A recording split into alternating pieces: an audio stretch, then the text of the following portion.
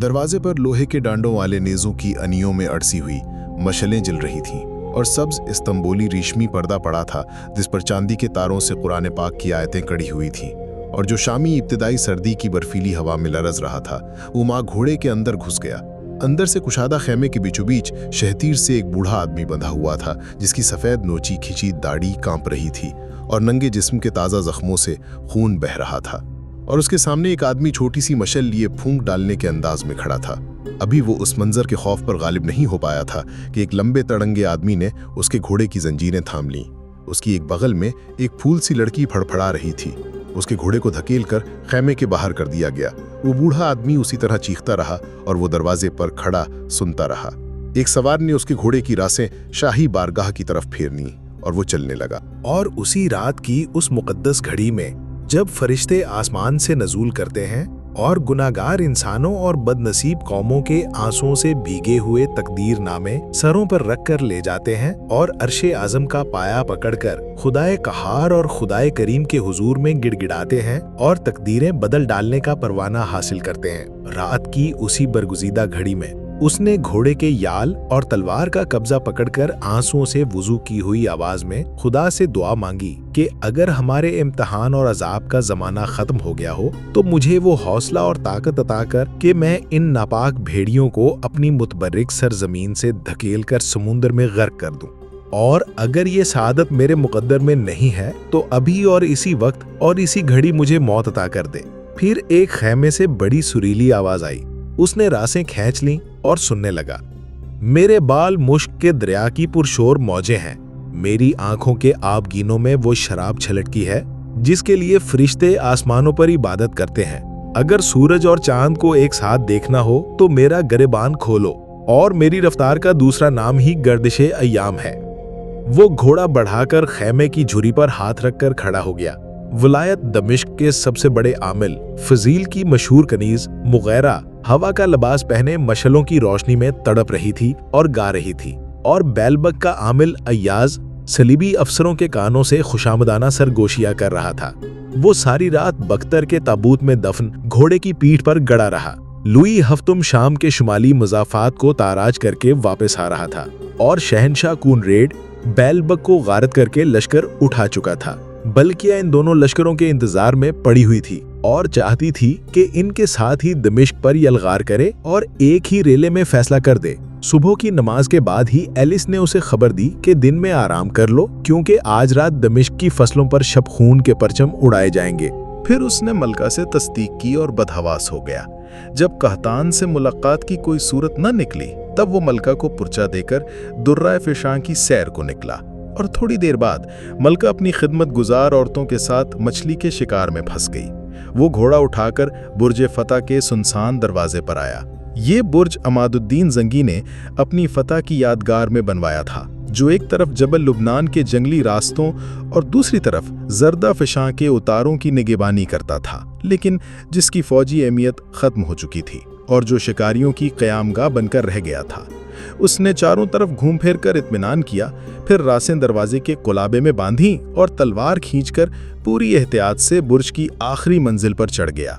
उसने शराजी कबूतरों को जोड़ा ताकचों से उतारा, एक कबूतर को पकड़कर गालों से लगाया और गर्दन पर बोसा दिया और ज़बा करके दूसरे कबूतर को रंग दिया और हवा में उछाल दिया। वो दमिश्क की तरफ उड़ते हुए कबूतर को आंखों पर हथेली का छज्जा बनाए देर तक देखता रहा। जब वो खो गया तो फिर मुर्दा कबूतर को फेंककर भारी भारी कदमों से नीचे उतर आया। बुर्ज का एक चक्कर लगाकर वो कांटेदार झाड़ियों और खजूर के दरख्तों में खोए हुए चश्मे के किनारे आया और वुजू करने लगा। बड़ी देर तक पूरी महवियत के साथ अपने खुदा को याद करता रहा और दमिश्क की हिफाजत की दुआ मांगता रहा। शाम होते होते शहनशाह कूनरेड आ गया और आते ही तबले जंग पर चोट लगा दी। रात चढ़ते चढ़ते 50,000 बख्तरपोश सवारों का जर्रार लश्कर दमिश्क पर शबखून के लिए चढ़ दौड़ा। आगे आगे लुई हफ्तम 20,000 सवारों के साथ चल रहा था। उसके पीछे जर्मानिया के 10,000 मशहूर सूरमा पैदल थे। उनके अकब में कॉनरेड शुमाली यूरोप के 20,000 लश्कर को कमान की तरह फैलाए हुए आ रहा था। अभी मशरक की पेशानी पर स्याही मुसल्लत थी कि मुसल्लह आदमियों का समंदर दमिश्क की फसील के नीचे छाए हुए बागियों के सामने आ गया। کانریڈ کے نقشے کے مطابق لشکر کو باب مغرب پر حملہ کر کے شہر میں گھس جانا چاہیے تھا، لیکن اس کی گزارش پر ملکہ نے لوئی کی زبان سے مشورہ دیا کہ لشکر اس طرح پھیلا دیا جائے کہ شمال، مغرب اور جنوب کے دروازے ہدف بن جائیں اور زرد کر کے 3 طرف سے شہر میں داخل ہونے کی کوشش کی جائے۔ کانریڈ نے بحث میں وقت کھونے کے بجائے اتفاق کر لیا۔ سارا لشکر باغیوں میں پھیل کر چلنے لگا۔ ابھی وہ پتھر کے ان مقید مکانوں سے دور تھے جو شہر پناہ کے دمدموں کا کام انجام دیتے تھے کہ درختوں سے نفت کی ہانڈیاں برسنے لگیں، جن کی چیختی ہوئی ہولناک روشنی موت کے خنجر کی طرح لپکنے لگی، اور کانریڈ جیسا جان باز مجاہد گھوڑے سے اتر کر مسیح کی دہائی دینے لگا۔ میلوں میں پھیلے ہوئے لشکر کی ایک ایک انچ زمین نالوں، فریادوں اور آنسوؤں سے ٹھلک اٹھی۔ جب ہانڈیوں کا زول کم ہوا اور تیروں، نیزوں اور پتھروں کی بارش شروع ہوئی، تب افرنگیوں نے سنبھال لیا اور گھوڑوں پر سوار ہو کر دھاوا کیا اور اپنی صفوں کو قائم کر کے چلے۔ اب درختوں پر چھپے ہوئے مسلمان سپاہی پھاندنے لگے اور جنگ مغلوبہ شروع ہو گئی۔ لوئی، جس سے ایک عورت نہیں سنبھلتی تھی، اس یلغار کو کیا سنبھالتا، واپسی کا کرنا پھونک کر پیچھے ہٹایا۔ اب شہنشاہ کانریڈ نے نیزوں پر مشالیں چڑھائیں، باب شمال کی کمان اپنے بھتیجے کو سونپی اور فرانس کی بدترین فوجوں کی ہمت بندھانے چلا، اور آتے ہی آتے فرانس کی چھوڑی ہوئی جگہ کو اپنے سواروں سے بھر دیا۔ جرمانیہ کے سوار گھوڑوں سے اتر پڑے اور اپنی شہرت کے مطابق زمین پر گھٹنے گاڑ کر مسلمانوں کے سیلاب کو نیزوں پر واقعی روک لیا۔ وہ ملکہ پر اپنی تکونی ڈھال کا سایہ بنا میدان سے دور کھڑا رہا اور خود کے چہرے پوش میں بند ہونت مسلمانوں کی فتح کی دعا مانگتے رہے۔ صبح ہوتے ہوتے لشکر کا ایک حصہ کٹ چکا تھا اور کانریڈ باغوں سے پیچھے ہٹایا تھا، اور مسلمان اپنی کمین گاہ میں واپس چلے گئے، اور دوپہر ہوتے ہوتے سینٹ پال کی مقدس صلیب ایک ڈھلواں گاڑی پر چڑھ کر آ گئی، جسے 12 کنواریاں اور 24 اسقف سفید داڑیوں پر سیاہ لباس پہنے انجیل مقدس کی دعائیں پڑھتے روتے ہوئے اور عقب میں کل فوج لیا آ گئے۔ ملکہ نے اسے دیکھتے ہی سینے پر صلیب بنائی اور رو رو کر مسیح کے غضب کو اکسانے لگی۔ لاشوں سے پھیلے ہوئے باغوں کو دیکھ کر تازہ دم لشکر جوش و خروش سے نعرے لگانے لگا۔ بڑے بڑے نائٹ طبقہ دارو دیا اور لبیتار کے شہتوار، ہاسپٹلس کی آبرو اور ٹیمپلرز کے نام لیوا صلیب کے سامنے گر کر شہید ہو جانے کی قسمیں کھانے لگے۔ کانریڈ ننگے سر آیا اور بڑی دیر تک کھڑا آنسو بہاتا رہا، پھر سینکڑوں دبابے اور منجنی کے باغات پر پتھر برساتی رہیں۔ لمبی چوڑی ڈھالوں کے سائے میں افرنجی سورما خود کانریڈ کی کمان میں لیٹ کر آگے بڑھنے لگے، اور ایسا معلوم ہوا کہ باغوں کے مورچے، مکب سنگین مکانوں کے دمدمے اور شہر پناہ کے کمین گاہیں سب مٹی کے کھلونوں کی طرح ٹوٹ پھوٹ کر بہہ جائیں گی۔ اس نے اپنے حواس کو درست کیا اور ملکہ کو سمجھا بجھا کر گھوڑے اڑاتا ہوا اسقف اعظم کے پاس پہنچا اور لوئی کی پشت پناہی میں ارشاد کیا کہ شہر پناہ کا مشرقی حصہ اتنا کمزور ہے کہ آپ پہنچتے پہنچتے شہر پناہ میں داخل ہو جائیں گے۔ اس بات میں وزن اس لیے محسوس ہوا کہ بہرحال وہ حصہ شہر کی پشت پر تھا، اور وہاں حملہ آور غنیم اپنا وقت غارت کرنے کے بجائے پہلے ہی سامنے کے مغربی حصہ پر ٹوٹ پڑنا آسان سمجھتا تھا۔ ملکہ کی سوگوار صورت اور دردناک آواز اور لوئی کا جھلسا ہوا ذرا بختر کام آیا، اور صلیب مقدس مشرق کی طرف چلنے لگی۔ کانریڈ، جو دباؤ اور منجنیقوں کے سائے میں باغ پر نازل ہو چکا تھا اور ایک حد تک عبور کر چکا تھا، اس نئے حکم پر بوکھلا گیا، لیکن اسقف اعظم کے حکم کی تعمیل پر مجبور ہو کر پیش قدمی کرتے ہوئے سارے لشکر کو لپیٹ کر شہر پناہ کی مشرقی دیوار کے نیچے ڈال دیا۔ اس کارروائی میں شامل ہو چکی تھی لوئی ہفتم نے کمر کھولنے کا کرنا بجوا دیا۔ کانریڈ بھی گھوڑے سے اتر آیا۔ بادشاہوں اور نوابوں کے لیے خیمے نصب ہو رہے تھے کہ ہنگامہ مچ گیا۔ اب صلیبی لشکر کے آگے شہر پناہ کی اونچی مضبوط دیواریں تھیں، نیچے بنجر زمین تھی جو کچھ دور چل کر بیولوں کے ناقابل عبور جنگل سے مل جاتی تھی۔ بائیں بازو پر کچی فصلوں کے کھیت تھے جن کے سلسلے دمشق کے مشہور عالم باغات تک چلے جاتے تھے، اور داہنی طرف چھوٹی چھوٹی پہاڑیوں کا غیر آباد علاقہ تھا۔ ان میں اکا دکا پانی کے چشمے تھے جن کو زہر ڈال کر بیکار کر دیا گیا تھا۔ جب کانریڈ کا ذاتی دستہ پانی ڈھونڈ کر ہار گیا تو زرفشاں کی طرف چلا، لیکن اب زرفشاں کے مشرقی کنارے پر اس کے چچا اور شام کے مشہور سپاہ سالار اسد الدین شیر کو تازہ دم بختر پوش مجاہدوں کا سمندر لیے کھڑے تھے، جن کی موجوں نے زرفشاں کی روانی چھین لی تھی۔ حکم سے معذور اور پیاس سے مجبور سپاہیوں نے باگیں اٹھا دیں اور شیر کو انہیں کاٹ کر پھینک دیا۔ کوئی تلوار کا مارا خوش نصیب زندہ بچ گیا اور یہ خبر بد سنائی۔ اس نے گھوڑے کی پیٹھی پر گردن جھکا کر خدا کا شکر ادا کیا۔ کانریڈ، جس کے لنگر سے گھوڑا دھچکتا تھا، चिंघाड़ता हुआ निकला और अल्मानिया से अंतरों तक अपनी तारीख रखने वाले नामी गिरामी खानदानों के शमशीर जनों को नाम ले लेकर पुकारा और 5000 सवारों के साथ, जिनमें सिर्फ 2200 थे, पानी लेने चला और जाते ही जाते शेर को ऊपर टूट पड़ा। लेकिन हजारों लाशें और उनकी दोगुनी मुश्कें और इन सबसे ज्यादा कीमती अपनी आबरू खोकर सिर्फ जान बचा सका। वो सारी रात सोते जागते खुदा का शुक्र अदा करता रहा।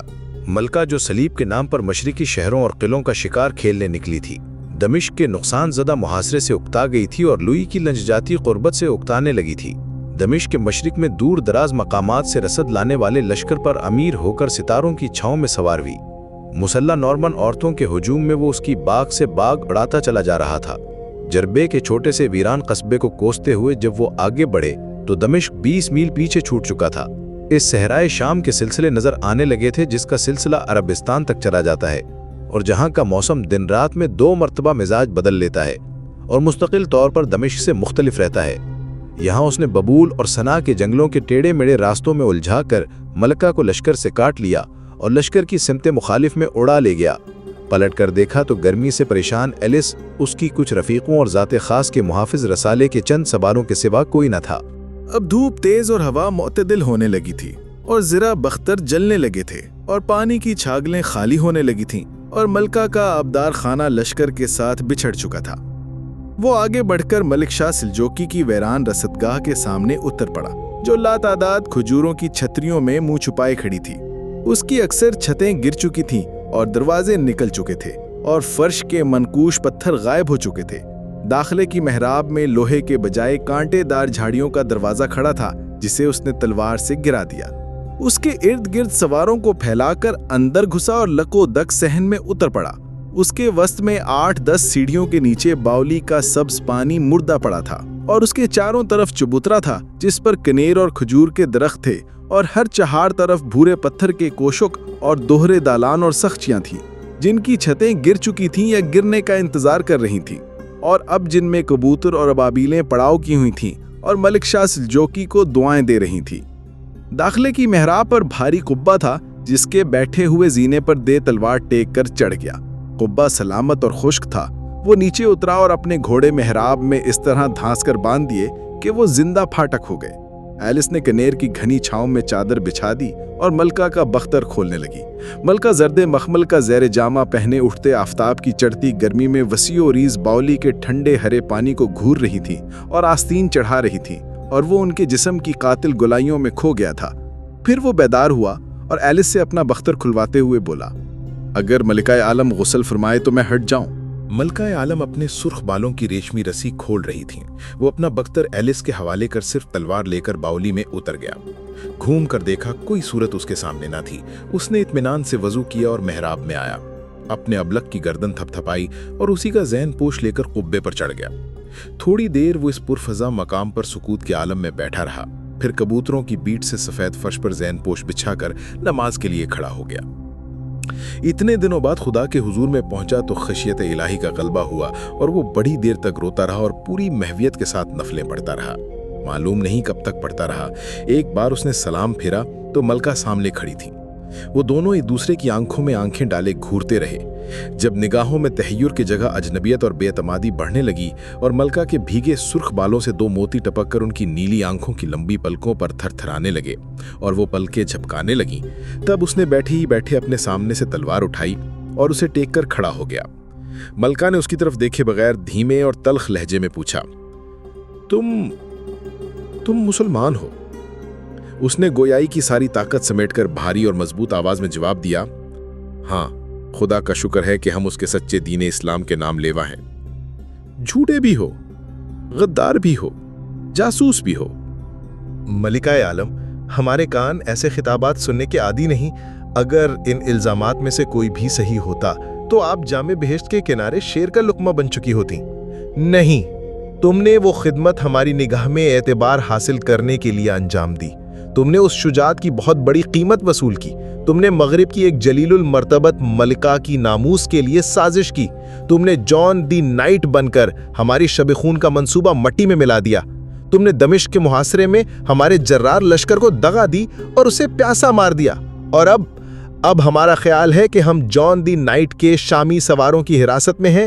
وہ وقت دور نہیں جب ہمارے ہاتھوں میں ہتکڑیاں ہوں گی اور ہم گندے اونٹ پر سوار دمشق کی ناپاک گلیوں میں گشت کر رہے ہوں گے اور شیرے کو یورپ کو ذلیل کر دینے والی شرطوں کا مسودہ رقم کر رہا ہوگا۔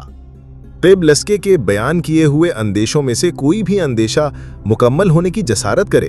طب لسکے کی ملکہ عالم کے ناچیز سواروں کے گھوڑوں کی طرف کوئی ناپاک ہاتھ بڑھے، طب لسکے کے ملکہ عالم کے راستے پر کوئی بے ادب نگاہ اٹھے، ہمارا سر آپ کے قدموں میں لوٹتا ہوگا۔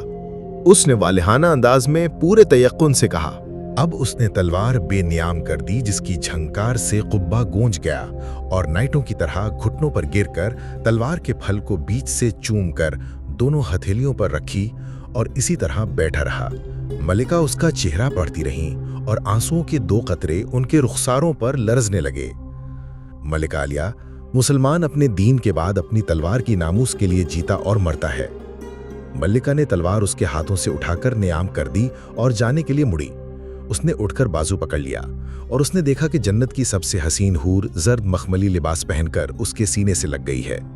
وہ اسی طرح کھڑے رہے۔ کئی لمحے بیت گئے، کئی صدیاں بیت گئیں۔ جس کے پاس جتنے آنسو تھے اس نے لٹا دیے۔ جب آنکھیں سوکھ گئیں اور ملکہ نے سر اٹھا کر اسے دیکھا تو وہ دونوں مسکرا دیے۔ معصوم بچوں کی سی بے لوث بے ساختہ مسکراہٹ بھی کتنی مہنگی ہو گئی ہے، کسی کسی کو اور کبھی کبھی نصیب ہوتی ہے۔ شام قریب تھی اور وہ دمشق سے دور تھے کہ ایک لشکر طلوع ہوا جس کے سر پر فرانس کا پرچم سایہ کیے ہوئے تھا۔ سپاہ سالار ملکہ کو سلامی دے کر گھبرائے ہوئے لہجے میں بولا، ہمارے لشکر نے محاصرہ اٹھا لیا ہے اور ہمس تک پیچھے ہٹ گیا ہے، آپ ہماری رہنمائی میں تشریف لے چلیں۔ ملکہ نے داہنے ہاتھ پر چھل بھل کرتے گھوڑے پر سوار اور دھوپ میں جگمگاتے بختر میں ملبوس جون دی نائٹ کو دیکھا اور اس نے آنکھیں جھکا لی۔ جب وہ ہمس کے نیچے صلیبیوں کی قیام گاہ میں پہنچا تو معلوم ہوتا تھا مردے قبر سے نکل آئے ہیں۔ اجڑے ہوئے تاریک خیموں میں سپاہی غلے کی بوریوں کی طرح دھنسے پڑے تھے۔ دھندلی دھندلی آگ کی روشنی میں وحشتناک ٹمٹماتی آنکھیں پھاڑے ایک دوسرے کے دل میں جھانک رہے تھے، ایک ایک تلوار کے بدلے ایک ایک روٹی مانگ رہے تھے اور مردہ گھوڑوں کا گوشت بھون رہے تھے۔ ننگے جسموں سے تیر نکالے جا رہے تھے جیسے مچھلی کے قتلوں سے کانٹے کھینچے جاتے ہیں۔ ایک آدمی ایک زخمی کی چھاگل کھول رہا تھا اور وہ مسیح کا واسطہ دے کر ایک گھونٹ پانی کی بھیک مانگ رہا تھا۔ اس کے آگے پیچھے چلنے والے سوار اپنے گھوڑوں سے کچلے جانے والوں کی فریادوں کے لیے بہرے ہو گئے تھے۔ کونیڈا اور لوئی ہفتم ہمس کے قلعے میں مقیم تھے۔ بیرونی حصہ کونیڈ کے قبضہ میں تھا اور اندرونی عمارتوں پر لوئی ہفتم کا عمل دخل تھا۔ تیسری منزل کا ایک ہشت پہلی برج اس کی حفاظت میں دیا گیا۔ خبر گرم تھی کہ مسلمانوں کا تازہ دم لشکر رات کو دھاوا کرے گا، اس لیے بھوکے پیاسے زخمی شکست خوردہ 1,00,000 کے لشکر کو کمر بستہ رہنے کا حکم تھا۔ وہ سوکھے گوشت کے ٹکڑے اور لکڑی کے مانند سخت بسکٹ پانی کے ساتھ نگل کر اور دیوار سے ڈھال لگ کر نیم دراز ہو گیا اور اپنے اس خوف کو بھٹکانے کی کوشش کرنے لگا جو اس کے دل پر منڈلا رہا تھا۔ اور اس رات جب وہ تیسری منزل کی تمام برگیوں کا چکر کاٹ کر اپنے خیمے میں بچھی ہوئی شام کی جوان چاندنی پر بیٹھا تھا اور سنسان صحن کے اس پار نیم روشن دالانوں میں پہرا دیتی ہوئی عورتوں کے سائے انسانی ستونوں کی طرح ساکت ہو گئے تھے، اسی وقت اس نے ایک پرچھائی دیکھی جو اپنے سایہ لبادے کے دامنوں کو زمین پر ڈالے ہوئے وقار کے ساتھ اس کے برج کی طرف آ رہی تھی۔ ان کے آتے ہی اس نے ان تمام دروازوں پر پردے ڈال دیے جو عمارت کے دوسرے حصوں سے نظر آتے تھے۔ صرف ایک درجہ جو نیچے چوڑی چکلی خندق کے سامنے تھا برہنا رہا۔ اس کے راستے سے برج کے فرش پر چاندنی کا پتلا سا بستر بچھا رہا۔ پھر اس نے اپنے دستانہ پوش ہاتھوں سے سینے پر ڈھیر ریشم کے لچھوں کو اٹھایا تو ملکہ کی آنکھوں اور رخساروں اور صلیب کے ہیروں نے سارے برج کو منور کر دیا۔ پھر ان کی آواز کے ترنم سے سارا برج کھنکنے لگا۔ تم کون ہو؟ کہاں کے ہو؟ کیا ہو؟ اپنے خدا کی قسم ہم کو بتلاؤ۔ ہمارا نام یوسف ہے اور ہم والی دمشق کے ولی عہد ہیں اور یورپ کی ایک عظیم الشان ملکہ کے ناچیز۔ ملکہ کے ہاتھوں نے اس کے ہونٹوں کو جملہ مکمل کرنے کی اجازت نہ دی۔ तुम मशरिक के किस शाही खानदान से ताल्लुक़ रखते हो? मशरिक के शाही खानदानों की माँ तलवार होती है जो हमारी कमर में मौजूद है और जिस पर हमारा हक महफूज है। नहीं, तुम अरब हो या सल्जूती, अब्बासी हो या फातिमी, हम कुर्द हैं जिन्होंने अरब पर घोड़े उठाए हैं और अजम पर झंडे उड़ाए हैं। तुम जानते हो कि हम कौन हैं? आपके लिए यही सबसे बड़ा शरफ है कि हम आपको दिमश्क के मशहूर आलम गुलाबों से कहीं नाजुक हाथ ने उसको रोक दिया। हमारी जाती रियासत एंटीक फ्रांस की सल्तनत से कहीं बड़ी है, जरखेज है और आबाद है। फ्रांस का तख्त एंटीक का मोहताज है, एंटीक का तख्त फ्रांस से बेनियाज है।